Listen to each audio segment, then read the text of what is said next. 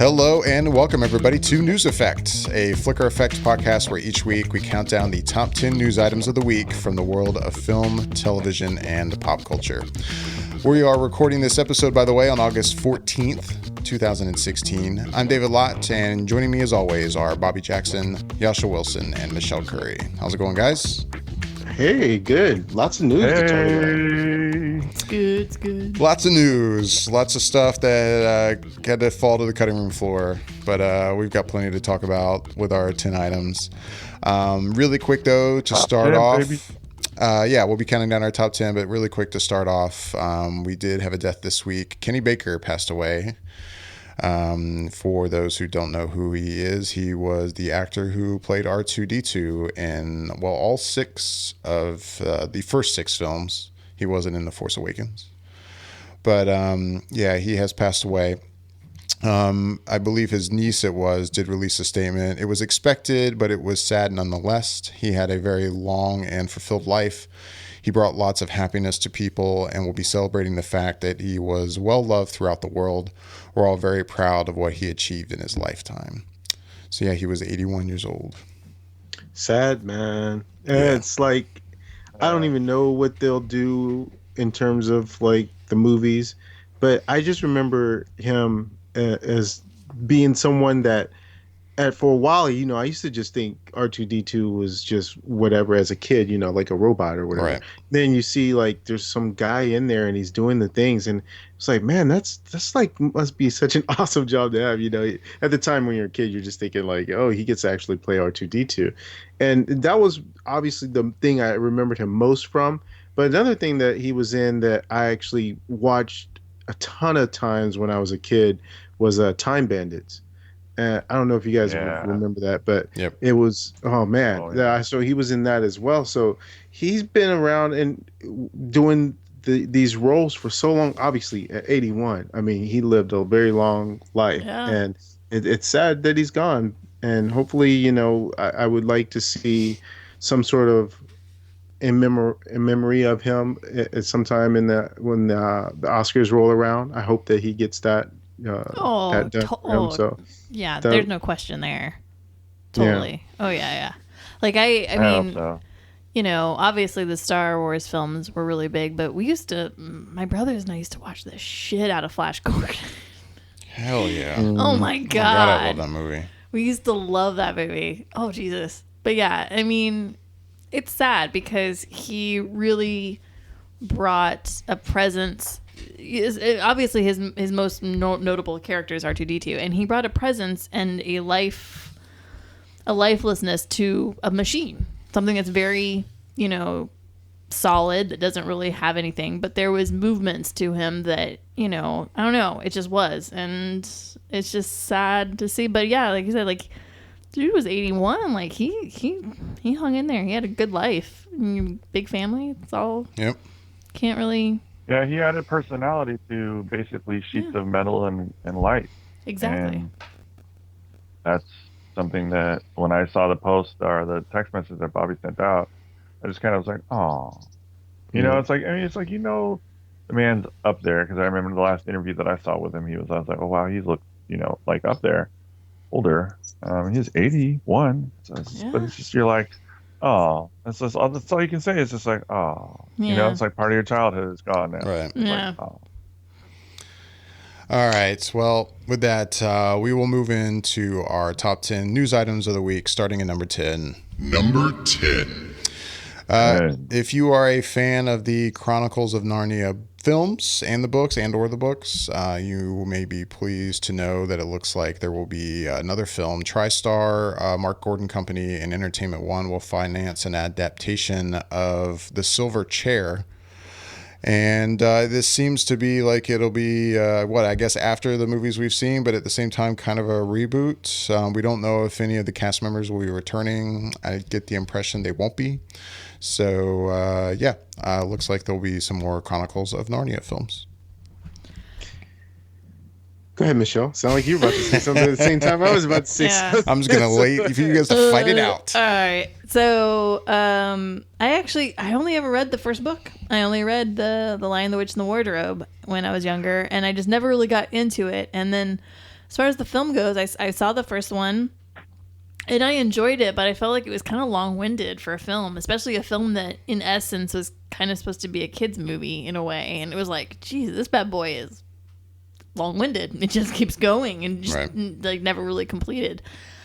And then it was a shame because I think the next one was Prince Caspian, and that was just a major letdown. Like, whoa. Because the first one was done well. Like, it was visually spectacular. And yeah, I think the second one's Prince Caspian. I don't even know the order, honestly. I didn't read the books, and I saw that one, and I was just like, this is kind of a letdown. I mean, like, yeah, I guess I expected more. So I guess in a way, I'm happy that they're gonna try to reboot this, and maybe they're gonna give it, because I know the fan base for this is pretty big. People love these books when they were kids, and they want it to do better than what it's done, and so hopefully they can get it to that level. But I guess we'll see. And yeah, I don't think, at least the original 4 kids, they're in their 20s now. Like, they are adults.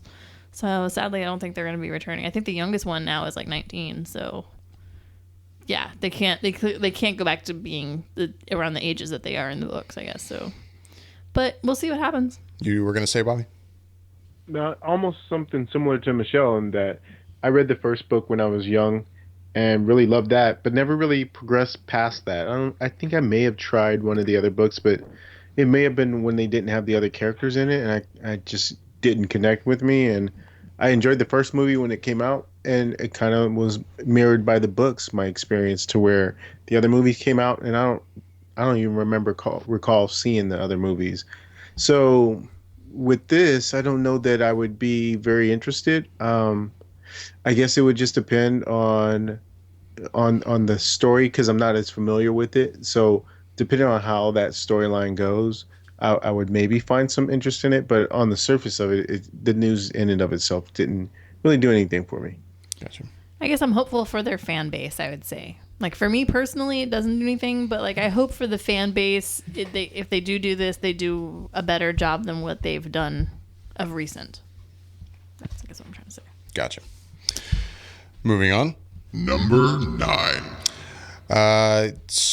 Variety is reporting that they have sources telling them that Brad Pitt, along with Paramount and Skydance, they are in talks with David Fincher to direct the follow-up to World War Z. I will say right off the bat, I find this surprising and kind of odd.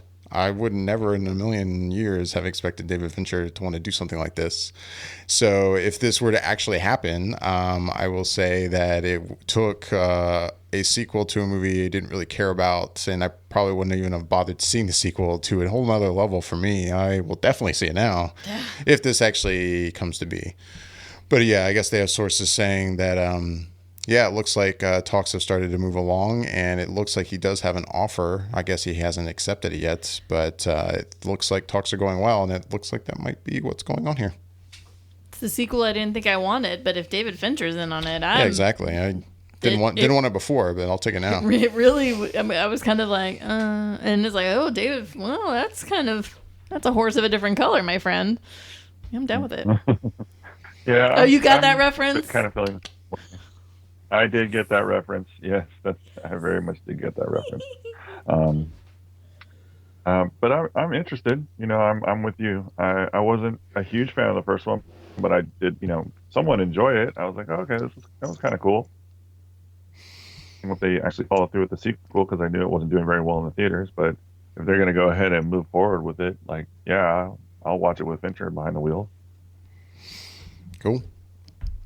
I liked it. I really did like World War Z a lot. And I remember that one had a lot of problems to where it had massive reshoots. And for them to have been able to put together what they did after that, it's pretty impressive. But it's it'll be cool to see where David Fincher would take it if that is indeed the case. I mean, he's definitely going to bring a different level of sensibility to the project. So yeah, I mean, if David was like saying how he wasn't really all that interested in seeing a sequel, and David Fincher makes him interested, well, from coming from a standpoint of someone who liked it and was looking forward to a sequel, I mean, this is just, you can't ask for much more than that. No. Yeah. Yeah. Moving on. Number 8. This one will be quick, but The Wrap is reporting that it appears that Warner Brothers has moved a Man of Steel sequel into the active development territory, if you will, which basically means it's being taken more seriously than it was before. Hey, that's good news to me. I've been a fan of Henry Cavill's Superman, so I want to see more of it. As much as I love Batman and want to see more of that too, I want more Superman. I want Superman in his own film, not just Justice League and Batman versus Superman. So I want this to happen. I haven't had much doubt that it would, but it's good to hear that it might happen sooner rather than later. Ditto. I really can't want to add see anything. a villain. I really want to see a villain that we haven't seen yet. Because he has a lot of really iconic villains and a lot of fun ones. I would love to see something like a Brainiac or some of the other ones that he has that are escaping me right now after I just said that he has such iconic villains. Right. But I would love to see that too. I'm on board with that as well, David. And when you were saying, Bobby? No, I really. Oh, okay. All I said was just that I pretty much echoed what you said, is in terms of looking forward to seeing more of Superman in this world and more movies in general about Superman, and just seeing where they will decide to take it. And obviously being interested in seeing just how much their support towards Zack Snyder goes, like if he would direct a sequel, if they would ask him to, or if they would get someone brand new. Yeah, it'll be cool to see how that all washes out as well. You're getting into serious conversation topic area now. But I mean, yeah, I'm right there with you, David. Like I want more of Superman by himself, standalone. I would like to see, like Jascha said, new villains come in. And I mean, obviously, I'm a Henry Cavill fan, and I'm a Henry Cavill Superman fan. So, yeah, let's continue this moving forward. Like I like this. Like I'm like, yep, great, continue moving forward. Let's start doing more things with it. Yeah, spectacular news. Exactly. Number 7. Those of you who were fans of the most recent Ghostbusters film may be sad to hear it's not doing so well financially, which means if you were hoping to see more of them, that's looking more and more like it won't happen.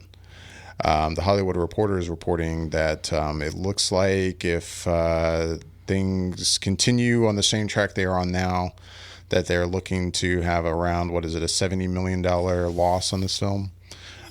Which means a sequel is probably not in the cards. So, sorry guys, I haven't seen this movie myself, so I can't speak for it. I wanted to see it, even though I thought the trailers looked terrible. But I want to see it at this point with so many other things. I probably won't see it until it comes out on video. So, yeah. I mean, I can't share an opinion on this, but yeah, for those of you who are fans, this isn't good news. Yeah, it wasn't that bad. It wasn't that bad, Jascha? It wasn't that bad? I didn't think it was that bad. Like, yeah, it had huge flaws. I'll say 60% of the movie I found very funny. That last 40%, I was like really appalled as to how bad it did get. But like I said, more than half of the movie was pretty funny, and I don't think it was that bad. It got a really short end of the rope, or whatever you want to call it, but it wasn't that bad. Right. I almost think that speaks to why the numbers it made is what it's at right now. Yeah. Because as you say, Jascha, in the wording you actually use is that it wasn't that bad, as opposed to saying it was really good or it was pretty good. You know, it's like, I think the people who wanted to see it got what they wanted out of it, and that the people who didn't want to see it felt like that's just not what they were looking for from the movie, and that's their right. Maybe that's not something that was in their plate. You can't force them to go see something that they're not on board with. And so it landed where it did. If more people thought of it as being actually really good, numbers and returns would have been higher, and it would have warranted a sequel. So it just didn't pan out the way they had hoped. It's just I feel like it was just a shame because, yeah, I went purely for the ability to be able to review it and talk about it on the show. I wasn't like, after I saw the trailer, I was with you, David. I was just like, wow, that looks absolutely terrible, and like that looks, appalling and stuff like that. So when I say it wasn't that bad, it's like, the trailer doesn't help it. The reviews from the critics doesn't help it. But the fan base, if you look at Rotten Tomatoes and whatnot, and people, still seem to say that they were enjoying the movie for the most part, because there were parts of it that were actually very, very funny. So that's why I mean when I say it's like it wasn't that bad. It's just a shame because, yeah, like, I mean, there were full-blown articles coming out on Yahoo and other places saying Ghostbusters, most disliked video on YouTube in less than 6 weeks, like stuff like that. So it's like people were just turned off, and it's a shame because, like I said, it wasn't that bad. Well, I mean, I'm gonna have to go with Bobby on this. You're saying it's not that bad. That's like if we had a rating scale of 1 to 5, 5 being the most amazing thing ever. You're giving it a 2. Like, yeah, I mean, all right. I mean, I get it. I mean, and I'm just saying it's, But I mean, here's the thing. So I have not seen the film. I mean, like, I haven't seen it, and I really only want to see it more or less just to justify my thought processes on it, which is, it's a shame that such talented women are in a film that is scripted horrifically, doesn't have good jokes, and just visually looks atrocious. It just doesn't look like it looks horrible. Like, the whole thing just looks bad from the beginning to the end. But I'm saying this based on my thought processes, what I've seen off of trailers and what I've heard in reviews and yada, yada, yada, yada. I've not seen the film, and I literally just want to see it just to justify what I have in my head about this film, and or not justify what I have in my head. And if it proves me wrong, that'd be great. But at the same time, like, am I crying a river that this isn't getting a sequel? Hell no. I think this is great news. I'm not. Spectacular news. And I'll be honest, I probably wouldn't go see a sequel. As you can see, it's like I wouldn't see this again in the theater, and I probably won't watch this again until it comes on USA or HBO and there's nothing else on, and I'll put it on for background noise. But it wasn't the greatest film, but by all means, by that stretch, it wasn't that bad. And the downside is I don't even think I'm going to rent it. I think I'm going to wait till it literally comes on Netflix or Hulu or Amazon Prime. I literally don't think I'm even going to spend $2 to $3.99 on it to even watch it then, which is what's really sad. And pretty much Sony was fighting an uphill battle. And that's just what it kind of boils down to. Because even as Josh just mentioned, had he not had or felt the need to sort of watch it to review it, he probably would have skipped it. And since most people aren't in our position where we watch movies and talk about movies, they have the right to just be like, you know what, I'm really not into it. I'm not down. I'm not going to go watch it. And if I do watch it, I'll wait till, as Jascha said, it comes on USA or HBO, right. and that'll be my deal with it. But it's unfortunate in the way that they tried something and people weren't receptive enough to it to even give it enough of a chance to see just how much people would have disliked or liked it. And hopefully it doesn't discourage the filmmakers to try things as long as it makes sense and it's not forced. And I think that's where a lot of the pushback comes from, is that people feel it was forced and just strictly a cash grab. And so I think that turns people off. No, I fully agree. It was definitely, it feels like it was forced, and it feels like it was a cash grab, and it just feels like like I've said before, I feel like it's just frustrating for me to see them rebooting movies and then making it a female version of it. And it just, I have so many issues with the whole situation, which is a shame because, again, like I said, those are great actresses / comedians that are in this movie. I think they're hilarious women. I've seen them in other things. I've seen their work, and I enjoy the shit out of it. And I just think this was the most unfortunate thing to put on their resumes for them. Well, hold on to your butts, Michelle, because you're going to have some more to say when we get down this line a little bit. Uh-oh. I'm going to eat my words, aren't I? I don't. We shall see. On a separate note, Leslie Jones is my spirit animal for the Olympics. God bless that woman. I love her. She's amazing. Have you seen her with the Olympics? Yeah, I've seen the clips. Spectacular. She's totally me. Like, if I really could just let myself go loose. Oh my God, I love her. She's so look for those YouTube reaction videos. Oh my God. At some point point on Well, they going to sent the her down Olympics. I there. want to see. They sent her down to the Olympics. She's down there now doing stuff. Yeah. She's there at events now, and it is just as beautiful of a thing as you can possibly imagine. I love it. God bless you, Leslie. You're amazing.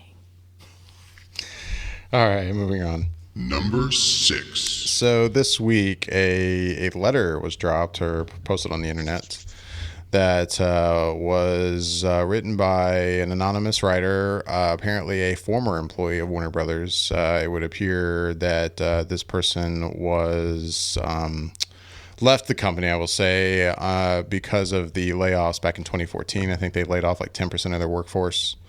So anyway, after suing Suicide Squad, I guess this person felt the need to write a letter to Warner Brothers, an open letter. Basically, most of it focuses on the fact that, about the layoffs, but yet how you have a lot of people making a lot more money at the studio who don't seem to be punished for making bad films. It's interesting, too, because the person apparently has sources, or at least they feel like they've heard things about Wonder Woman, for instance. I'll read this quote. I won't read, obviously, this whole letter. It's kind of lengthy. And if you want to read it, though, I'll actually post a link to it on our website under this post. So anyway, one of the things I'll read, it says, quote, "What are you even doing? I wish to God you were forced to live out of a car until you made a #1 movie of the year. Maybe Wonder Woman wouldn't be such a mess. Don't try to hide behind a great trailer. People inside are already confirming it's another mess. It is almost impressive how you keep rewarding the same producers and executives for making the same mistakes over and over." I think Jascha wrote this. I have my suspicions. This is, by the way, you've got to post this. This is spectacular. Like, reading this, I'm like, my jaw is dropping. And I'm like, this is amazing. I love reading shit like that. Yeah, it's definitely... Does it really read like something I read, right, Bobby? Like, It is you did have read the whole thing. Well, you got to read it. I mean, because you did have an article you wrote earlier on about, what's WBDC doing, and with their movies. And it has a little bit of that flavor to it, but times 10. I was really frustrated. I was in a bad place. I was drinking a lot. Don't blame me. It was just, I was at home in a drunken tirade, and I just was like, you know what? Warner Brothers needs to hear this shit. I'm letting it all out. And the next thing I know, I'm getting replies from you and Dick talking about, do you really want to post this? Well, all I know is if Leslie Jones is Michelle's spirit animal, this person who wrote this is definitely Jascha's spirit animal. This letter is delicious. I love every word in this letter. Like, just soaking it up. I'm like, oh my God, this is amazing. It's pretty crazy. I love it. I love it so much. Yeah, it's pretty crazy. Some scathy things to say about Warner Brothers. Patty Jenkins, the director of Wonder Woman, responded to it via Twitter since Wonder Woman, the film, was kind of called out in the letter.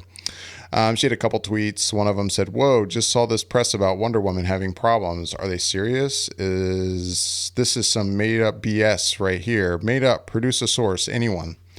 Another tweet said, "Zero about the movie we are making has been called a mess by anyone in the know. Fact." So yeah, just putting that out there that that's going on. And yeah, if you want to read the letter, I'll put a link to it in the show notes for this post. So it's an interesting read for sure. So my thing is, okay, this could all be just this person's vendetta against WB. Yeah. It seems that way. Yeah. It totally does. But that doesn't negate the fact that could be the case, because we already have precedents for this with them. There was even a thing. I mean, okay, let's start back, pull back a little bit, and remember a long while back when Drew McWeeny from HitFix had sources who had said inside of WB that it had screened and they didn't think that Batman v Superman looked great, that it didn't seem like it was going to be the case, and he got so much hate and thrashed online for it, and sure enough, it comes out and it seems as though that was the case. And then there was a thing that came out way back in May of this year, that from someone saying they had sources inside of WB saying that Suicide Squad was a bit of a mess. The movie comes out, and so it seems to be. And now someone else who has sources inside of WB is saying that Wonder Woman is a mess. Now, I don't know that that's true. I'm really hoping it's not. Because as for me, I enjoyed Suicide Squad, mess as it was. I still enjoyed it. And with Wonder Woman, it's it just seems like from what I see, it looks good. Now, granted, it's a trailer, and trailers can be made to look a certain sort of way, depending on how you fell on the line of Suicide Squad. Most people agree that the trailers looked good. So, however you felt after you seen the actual movie, the trailers either worked for you and sold you what you wanted to see, or they fooled you. And so with this, it's like I read Patty Jenkins' reply, and it's like she had like three or four tweets, and on one part of me wants to believe her, and then another part of me is like, me think thou dost protest too much. It's like it's a little bit like overboard in terms of how she was responding to someone who's essentially an anonymous person that could be making up stuff. And so it was like, well, why are you kind of rolling around in the dirt with this person? Because they know, like, obviously, if they know nothing, then why address them? You know, so Right. it's got me worried again. I cannot deny it has me slightly worried. Not much, but enough to put a little bit of doubt in my head again. Yeah, a little bit. I would say I don't know if I feel much differently after seeing this letter because, like you said, I mean, this in terms of the letter and Wonder Woman, it could really go either way. I mean, there's no doubt that after the stuff we've seen so far, of course, Wonder Woman's could still be bad. I mean, yeah, that trailer we saw, in my opinion, looks good, but you know, just because it's a good trailer, the movie could still be terrible and still be a mess. And I mean, yeah, there's no doubt that this person could very much be right because everything has kind of been that way so far. So I don't know. With that said, I don't know if I feel any differently. I think I was already worried, you know, after I saw Suicide Squad, basically. Like after that, it's like, yeah, you know, I obviously it's not like I've never seen a trailer that was cut well and then the movie ended up being bad. It wasn't like Suicide Squad was the first example of that, but with that being so fresh and in the same universe, it's like, yeah, you know, Wonder Woman looks good, but I guess we'll see. And Justice League looks good, but I guess we'll see. You know, I mean, that's all we can do at this point. Right. Oh, that's so sad. So depressing. Well, if it comes out and it's bad, we'll write another article. What's wrong with Warner Brothers Part 2? Right? Oh man, come on, Warner Brothers, get it Yeah, together. come on, you can do it. It's not too late. All Nope. right, moving on. Number 5. At the television, what is it, Critics Association panels, Brian Fuller spoke about Star Trek Discovery. He promised to release some spoiler-like news about the show, which is due to come out pretty damn soon. Apparently, he's even confirmed again that January 2017 it will premiere on CBS and then continue on CBS All Access.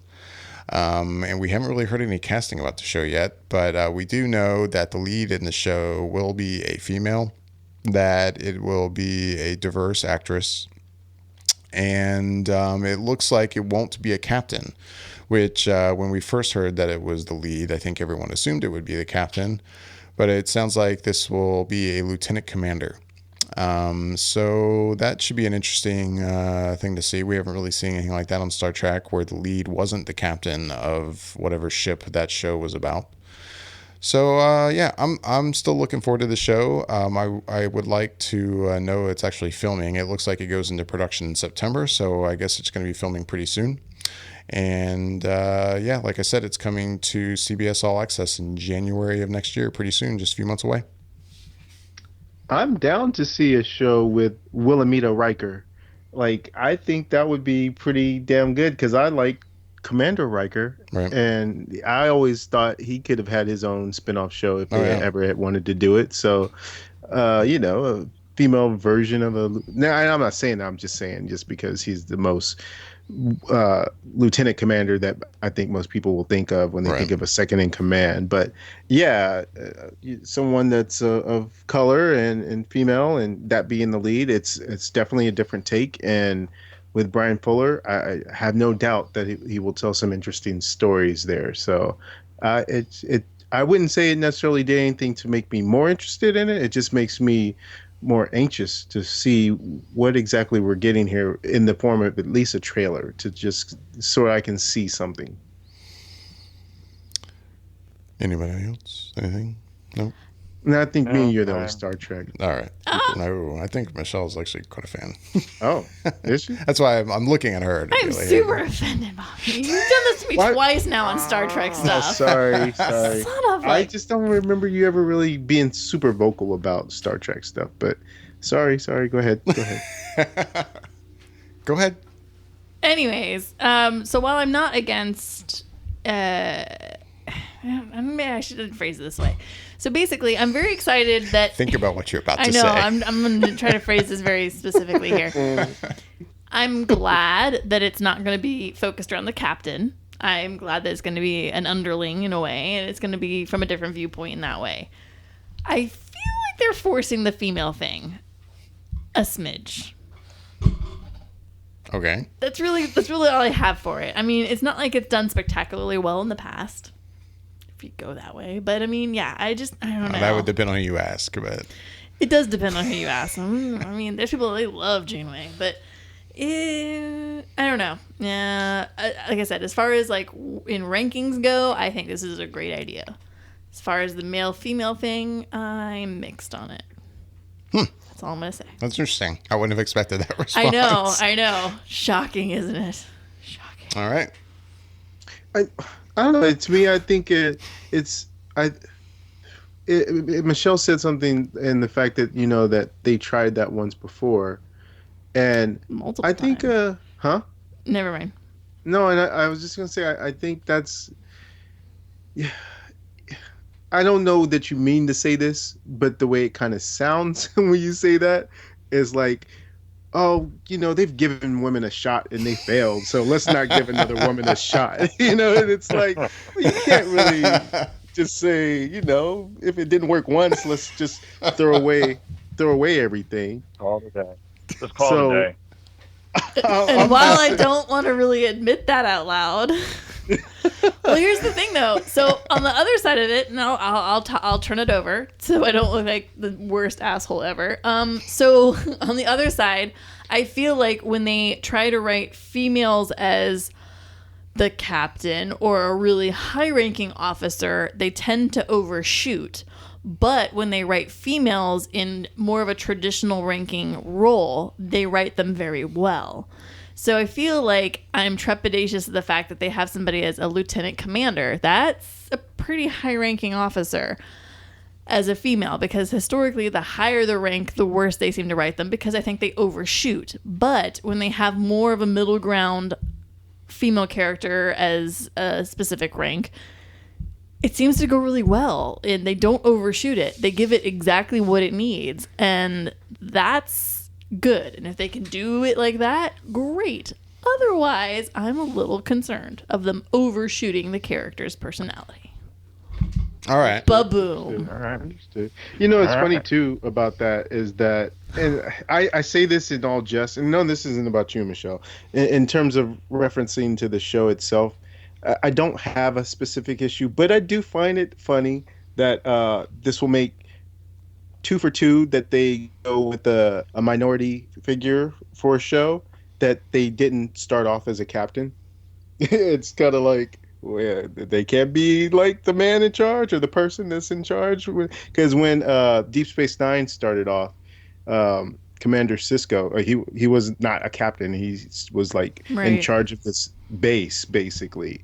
And then eventually he became captain. And so now with this character, they're not going to be a captain. They're a lieutenant commander. So it's interesting, but I don't hold it against the show at all, though. All right, moving on. Number 4. Deadpool 2 will feature Cable, as we know from the post-credit scene in the first film. We don't know anything about casting yet, and film hasn't obviously started shooting. But there is a word. This comes via an episode of Meet the Movie Press. Mashable's Jeff Schneider was speaking, saying that it looks like Bloodline star Kyle Chandler, may play the role as Cable. I guess he's a name that's been thrown around quite a bit. You may want to take that with a grain of salt. There's really maybe nothing behind that other than he apparently keeps hearing his name. So I don't know what else to say about that. We also may see Domino in this, played by Mackenzie Davis, who we have seen in *Halt and Catch Fire*. So a couple possible casting announcements for Deadpool 2, but nothing official yet. Kyle Chandler. I have nothing against him, but as Cable, I just don't see this, like, at all. Like, I don't see him as Nate Summers at all. Like, at all. No. In so many levels, no. I can't even begin to start. No. Am I wrong? He's not as gritty as I would have thought. No, he's not as gritty as I would have thought or probably would have wanted for a character, for the Cable character, but I like him as an actor, and I think he probably transformed into that role really well. Yeah, I like Kyle Chandler, but I don't see him as Cable at all. And depending on what age they're kind of putting Cable into, there's literally a plethora of other actors. I could be like, yep, totally, yep, that's that guy. Like, but he's definitely not on that list for me at all. Sorry. I mean, Stephen Lang, isn't that the other name that we had kind of talked about? I feel like he's a fan name. Like, the fans are really kind of pulling for him because I think visually he looks like he is that dude. Yeah. But I mean, looks the part. Yeah, like for me, there was one name that really got me, and I was like, God, that would be spectacular to see. And it's a shame because he's already, he is already a Marvel character, and it's kind of a shame because I think he would be spectacular as it. And I'm trying to pull it up right now. Is Neil McDonough? I think would actually make a really good Cable. McDonough? He plays Dum Dugan in the Captain America movies. He's also the main villain of last season of Arrow. He was in Desperate Housewives. Mm-hmm. He's been in a ton of stuff. Yeah. Like, you just know him when you see him. He was in last season of Justified, I believe. But he has a look about him. And he does. He definitely has the ability. I think he could be a good Cable. I think he would make a spectacular Cable. And then, like, if they really could pull it off, like, Gerard Butler would be a really good one. I could almost even see, like, Sean Bean, but, like, Ray Stevenson. Oh my God. Like, if he was an older Cable, Ray Stevenson would be spectacular. But, like, like I said, and a lot of it's based on what age they're going to put Cable in at this time. But, like, I mean, nothing against Kyle Chandler as an actor. I can't visually see, like, oh, no. And yet on the other side, Mackenzie, I think, for Domino, yeah. Like, I'm cool with that. I'm so mean. So what? I'm just saying I'm so, like, opinionated this evening. Oh. full of opinions. How dare you have opinions on this show? God. Man. Full of opinions. What are we doing here, Michelle? Anyways, that's my thought process on that one. So I don't have much to say, or at least much to add from what Michelle said, because I'm pretty much on the same page as her. So cool. Moving to our top 3. Number 3. We all have heard that a female-driven spin-off of Ocean's 11 is happening. It'll be called, I guess, Ocean's 8. And we've started to see some of the cast forming. We got a couple more names this week, 3 more. So what? According to Deadline, so far we have Sandra Bullock and Cate Blanchett. And it looks like deals are close with Anne Hathaway, Rihanna, and please forgive me if I'm getting this name incorrectly. Awkwafina. I guess her real name is Nora Lum. Also in the film, it looks like I guess we already heard about Helena Bonham Carter and Mindy Kaling. Mm-hmm. That was news to me, but I haven't been paying as much attention to this since I'm not a fan of the whole idea really at all. But, and again, please don't misunderstand that to be that I don't think there should be like a female, driven movie like this. I just wish there was an original female driven movie like this. This whole like need to do it as like kind of a reboot thing is, I don't know, irritating to me. Requel. Well, I was gonna say the really frustrating part is like just knowing, it's Ocean's 11, Ocean's 12, Ocean's 13. If they're starting at 8, they're hoping to get 3 out of this. You want to get them back up to 11, huh? Think about it. I'm like, really? We're starting at Ocean's Wouldn't 8. that only get them back to 10? Well, yeah. Yes, but we have Ocean's 11 already. but- That's what I'm yeah, saying. right, That would exactly. give them a threequel. That's what I'm saying. Like, Gotcha. they're hoping to get 3 films out of this. And it just, there's so much wrong with it. I just can't even. Do we know, is this Aquafina person, like, is she popular? I'm not. She apparently so. was in I- Neighbors I too. am completely sounding like an but- old ass man right now. Like, are the kids listening to this person? Who is this? Like,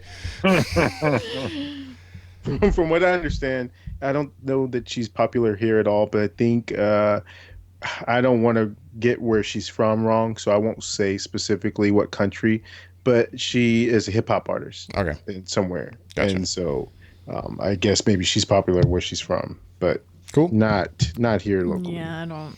I'm not familiar. I am not cool or down with it or jiggy, as these kids would say. Yeah, when we somebody shared that this week on the kind of the group chat. I like, wait, am I reading that right? Yeah. Aquafina, like, is Yeah. that what? No, yeah. What the fuck is this? Yeah. It's like they tried doing it phonetically and then failed epically at it. But anyway, that's happening according to Yeah. Deadline. So, and what I mean, but am I getting the count wrong? That's 7 people. Are we gonna have an 8th? Yeah. There's one that mean- they said hasn't officially signed on, but I think the popular theory or rumor at the time when this whole thing came up was, man, I hate when I can't recall people's names that I know, but basically the person from Pitch Perfect who was directed the last one,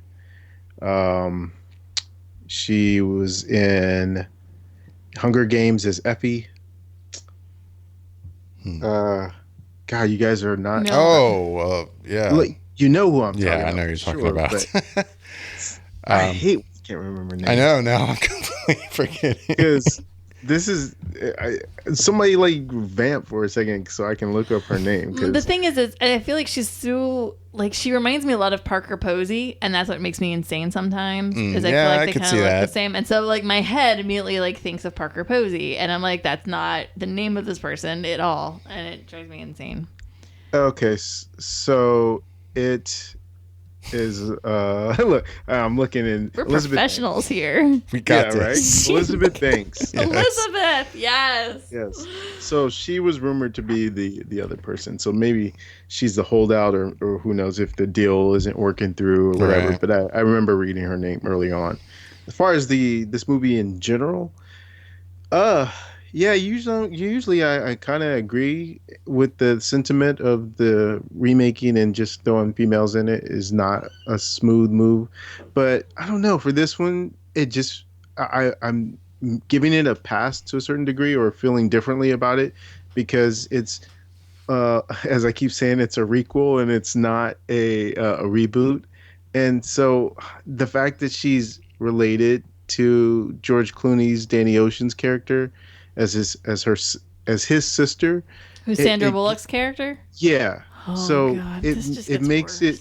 it makes it feel enough different to me where they're not like Ghostbusters. It was trying to ignore the past and say that this is its own new thing, and yet it would call upon the past. And so it was like, well, make up your mind. Where at least with this, it's straight up saying, look, we're within that same world, and this is just our take. And if the story is crafted well enough and done well enough to where you can kind of see how this came about as a story point, then I can go along with it.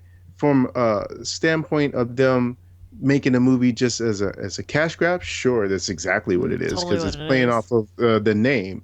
But if you can do it in a way that still makes it where you can say, okay, it was a cash grab, but they made it entertaining, and I can come away with that. And plus, I like Sandra Bullock. I mean, I Right. give her the benefit of the doubt most times in things she's in. So, I would be interested just from that aspect. Matter of fact, I think that's probably the whole thing that holds the glue together for me. If it was someone else in that role, I probably would not even give it a chance much, honestly. I think having Sandra Bullock in it makes me feel differently about this whole thing. I mean, quite honestly, if someone would approach me and be like, hey, I got this movie. It's got Sandra Bullock in it, Kate Blanchett, and Anne Hathaway in it. And it's going to be female centric, and we're going to, really pump it up, and they're going to play these women who are really intelligent, and they're going to figure out this way to kind of do this or that. I'd be like, oh my God, I'm so into this film. Are you shitting me? Like those three actresses? Yeah, all day long. Here's my money. Shut up and take it. And then you tell me it's Ocean's 8. I'm good. Never mind. I'll keep my money. Thank you. Keep your money. And it's sad, but it's just this whole like reboot kind of thing, and it's just.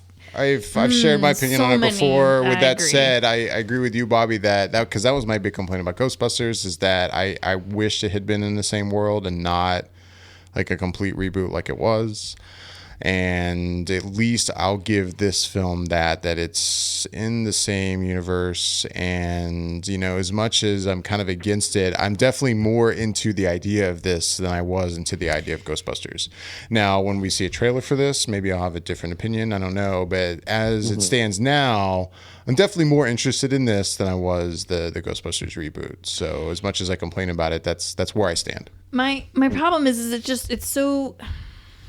I feel like it's so blatantly obvious who these cast members are going to be representing as far as their characters. When you look at the Ocean's 11 franchise, it's very obvious Sandra Bullock is going to be, the ocean of it. She's going to be George Clooney. And then you got Kate Blanchett. It's going to be the cool, calm, suave Brad Pitt of the whole thing. You have Anne Hathaway is going to be Matt Damon's character, where kind of a novice, but also really knows what the fuck they're doing when it comes to their specialty, but is really interested in kind of pulling one in for the team. And then you've got Mindy Kaling, who's going to bring it up the way Bernie Mac did, as far as the comedy and all the funny, haha, laughy. And then, Hella Bonham Carter, I haven't quite figured out yet. But then you've got Rihanna thrown into the mix, and they're going to pair her up with somebody else because they're going to bring in this weird, like, sassy girl, going to bring it together. Like, I'm just kind of here, like the weird, like, twin brothers from Utah were, right? And it just, so much anger. No, I get that, Michelle. I mean, so frustrating. It's so obvious. You're probably dead on right about those things. Oh, they're going to put Rihanna with Awkwafina, and it's going to be the two sisters or two cousins from, like, Chicago, and they're going to be, like, fucking crazy, but really funny, and they're going to bring this edge to it, and they're kind of going to screw up, but they're going to pull it together at the end. Like, you could totally see this is how it just makes me so angry because it's so obvious. I mean, that being said, the Ocean's 11 with George Clooney was a remake.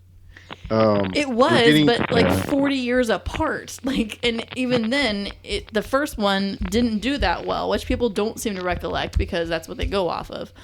No, I can't even. And we're getting a Magnificent Seven.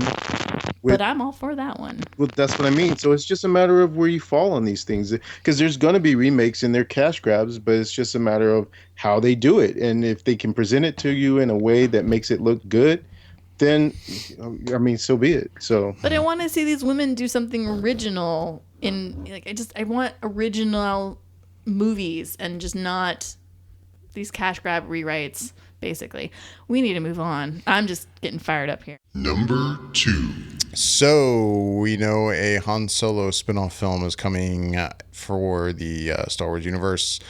The Wrap reported this week that his buddy Lando Calrissian will make an appearance in the film. Of course, it will be a much younger actor playing the role. Right after The Wrap reported that another, I guess it's a website, I'm not familiar with them, Birth, Death Movies, reported that it looks like Donald Glover is the first choice for young Lando. I'm not familiar with that site, so take that with a grain of salt. I have no idea where they get their news from, but other sites are reporting what they're reporting, so I'm just throwing it out there. Isn't that crazy that some of the other big reputable sites are covering that? And that's where it seems to come from. And again, I don't know. Maybe Birth Death Movies is, I've never come across them.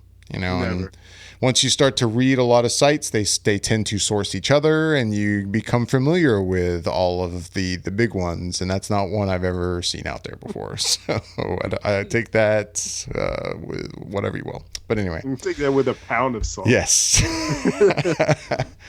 One of you guys shared this on the chat this week, and of course, my reaction is just because and my perspective is I didn't want this Han Solo movie to begin with. I still stand behind that. That I as happy as I am with the casting of Han Solo, I still would rather not see it. I'm happy not really knowing a lot about his backstory, and I like him the way he is, and I don't want to know more.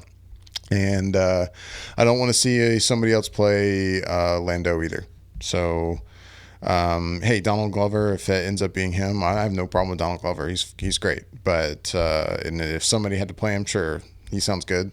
But I just don't want this happening. So, any negative reaction I have, that's where it comes from. I don't really want to see this movie, and of course a trailer will come out and I'll be fucking giddy excited about it once I see something. But where it stands now, I'm not digging it. Agreed. I mean, it's fine-ish. I mean, I don't have any ill will towards Donald Glover being in it, or anyone for that matter, or even having the character of Lando per se. I just feel like, I think whenever I think about Lando now and think about him in terms of being in this prequel, this Han Solo film, I feel like I want to see him in the new series. Like, where is he at? Like, are we going to get him in episode 8? Because that would be sort of appropriate in the sense that he appears in the second sequel of a trilogy. And so with Han dying, and I feel like they're going to address that and maybe have some sort of galactic funeral or something for him. I feel like they have to show that character at some point. And I need some sort of resolution with that character in our present movies before I really want to see him in past movies in this Han Solo spinoff. Anybody got anything else on that one? Nope. No, Bobby actually hit it pretty right on the head for me. Like, that's kind of what I was thinking too. I'm with you, David. Like, I'm not really interested in this Han Solo movie. But, I might change once I see a trailer and see something fun. Cool. Well, moving on to our number one. Number one. Like I said earlier, the TCAs have been going on. Lots of news coming from that, and lots of news about Flash and Supergirl and everything else happening over at the CW.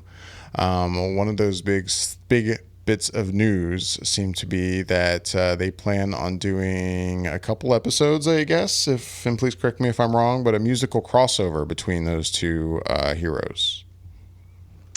That would be the same. I can't remember which site it came from. I don't remember if that site was sort of like this other one that we were talking about.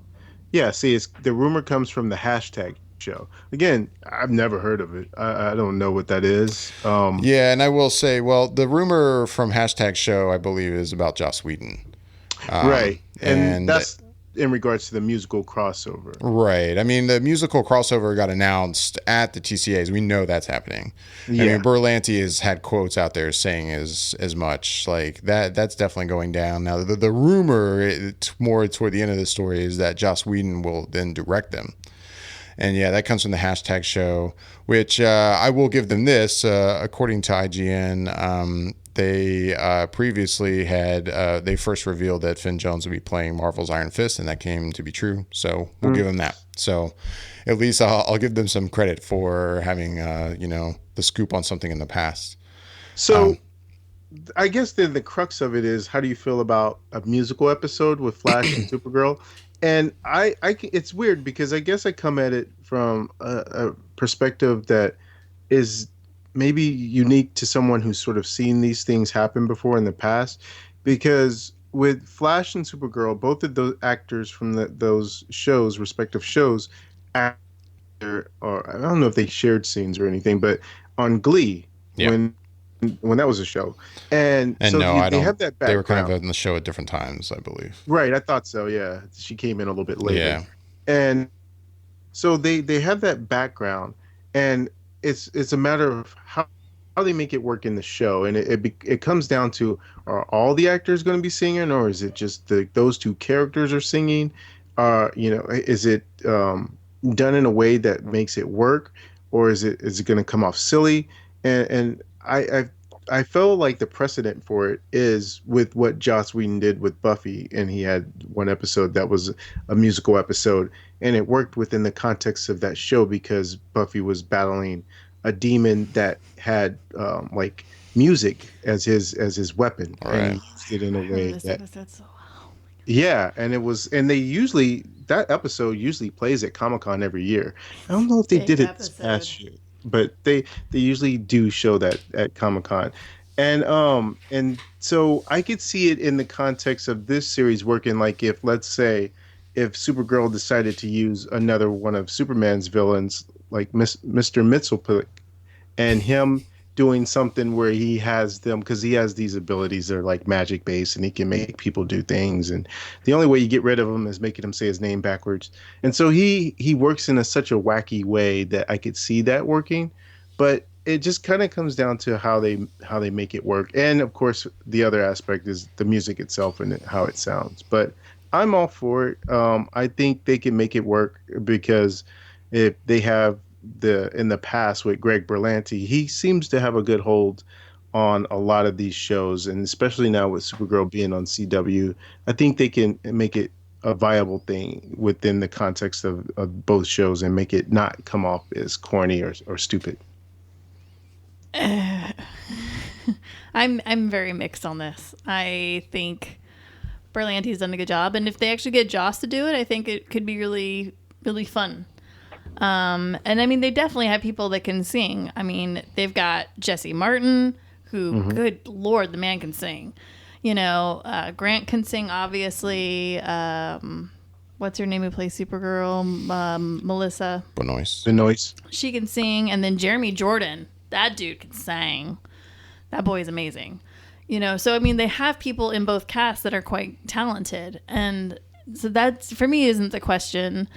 And yeah, if Joss does it, I think it's spectacular. I think for me, it's really more a factor of, I feel like this is just such a CW thing to do. And it just kind of bothers me because they did it with, obviously they did it with, you know, Buffy so many years ago. And that, I mean, honestly, that's kind of a cult classic one. They do sing-alongs with that one. It's a big thing.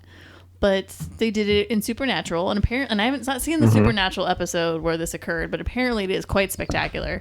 So I don't think they're going to do this wrong. I think I'm just kind of against seeing superheroes sing songs. I think that's really my problem with the situation. Is Jeremy Jordan the same Jeremy Jordan that was a singer back in the day? If you mean that he, you know, has been on Broadway and then did that one show Smash, then yes, that would be the same Jeremy Jordan. No, I'm thinking of like a poppy kind of like NSYNC kind of guy that had the name Jeremy Jordan. It's probably a different person. Yeah, no, Jeremy Jordan. No, Broadway, the TV show Smash. Yeah, the kid can sing, dude. He's oozing with talent. It's ridiculousness, is what it is. So, and then what's her name? I can't think of her name now. She's the one that's on the Flash, and my brain just went crazy. Danielle sings, right? Hannah Baker. Yeah, she sings too, right? I don't know. I haven't heard her. I don't. It's funny because there's a quote here from her that says she doesn't want to sing. But I feel like she does. Like I feel like in the past she has. Like she's a singer as well. I mean, I guess that was a quote. One of the things I think Berlanti had to say when it came to how this will come about, and that's at the tail end of it. I guess that she apparently doesn't want to. I will say my first reaction is this sounds ridiculous, and no, I'm not caught up in these shows, but I mean, I've been pretty impressed with everything I've seen, and this seems so like, come on, like, yeah. Just it doesn't fit, but you know, I didn't see like the Buffy thing, so I didn't really know how that fit in. And when I see like these quotes from Berlanti about like basically like what you're saying, Bobby, is like how they will go about doing it, like it won't just be random, like, hey, this episode they happen to sing, like hey, the Supernatural episode. Like I'm a fan of musicals. I love musicals, but you know, they're musicals, and to do like random episodes where in this episode they're just gonna sing in these episodes, like that's my first reaction is like, wait, is that what you're doing? Like, you're just going to have random bits of song and we never had that before? Like, what the fuck is this? And even though from one perspective, that could be very entertaining. Like, sure, I could dig the idea of randomly Batman singing in a movie. Like, that's ridiculous, but I could find it entertaining just because it's ridiculous. Right. So, you know what I mean? Like, so yeah, really in general, I think this is stupid, but, you know, with the idea that maybe it will be handled in a way where it will make, I guess, sense that they're singing, you know, because of, say, a villain or something else, then I'm willing to give it a shot. But yeah, other than that, my first reaction is like, come on, what the hell is this? And it just seems so like just pandering to this, like, this younger kind of audience that just wants to be excited about like seeing these actors singing, and I don't know, it's weird to me. But it's so silly to think about superheroes singing, and I mean, it could be funny in that way, but I don't think they're trying to make it funny. Like the thing with the Buffy episode is, even though they kind of made it fit, it was supposed to be funny. The Supernatural thing, it was supposed to be funny. Right. I don't know if they're trying to make this so it's supposed to be funny. And it seems so silly. It's just hard for me. And yeah, it's like you said, like, I feel like they're just panhandling to the younger audiences. I mean, and again, I'm not saying people are not talented. These people clearly can sing. I know they can. They have it in their history. And, you know, again, like I said, if Joss does it, I think he can handle it really well. But it just seems so ridiculous. And at the same time, I would really love to see Tom Cavanaugh try to sing. But you know, it's that so episode, stupid. I don't want to see this. Like, I talked to Bobby a little bit, or we were messaging a little bit over when this news broke too. And I mean, even with Joss Whedon directing it, I have very little interest in it. Like, I'll watch it probably if I'm watching it. I probably won't watch it if they do with the crossover with the Green Arrow. But I mean, I'll watch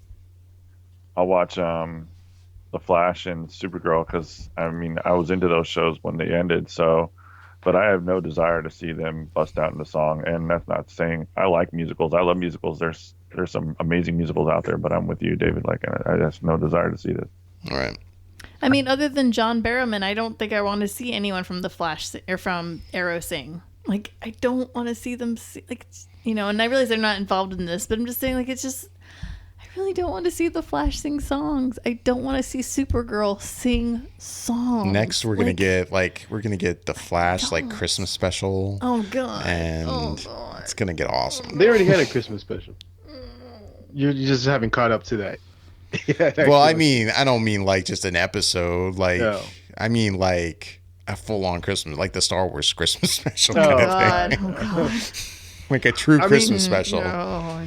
I will say that, like, that episode of Buffy, it had consequences in that episode. It wasn't just like it was a throwaway episode either. No, even though it was a legit episode.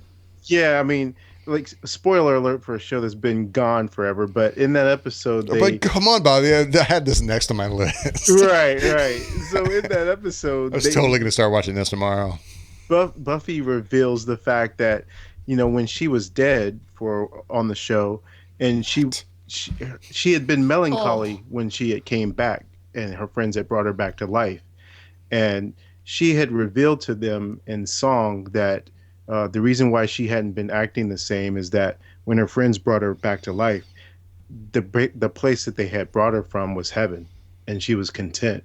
And then now her friends, although they were trying to do a good thing and bringing her back to life, they pretty much kind of messed up things for her, because she was happy. She didn't have to fight demons anymore, and she didn't have to do all this weight of the world on her shoulders. And so it was like it had consequences. It was actually done in such a really good way.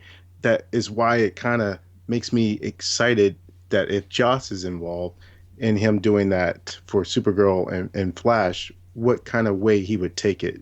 I mean, on its own, even if he's not involved, I'm interested, because it kind of would like to see how they do it.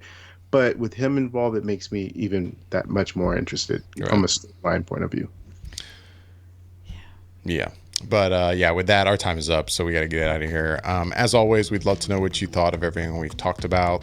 You can let us know by emailing us at feedback@flickereffect.com.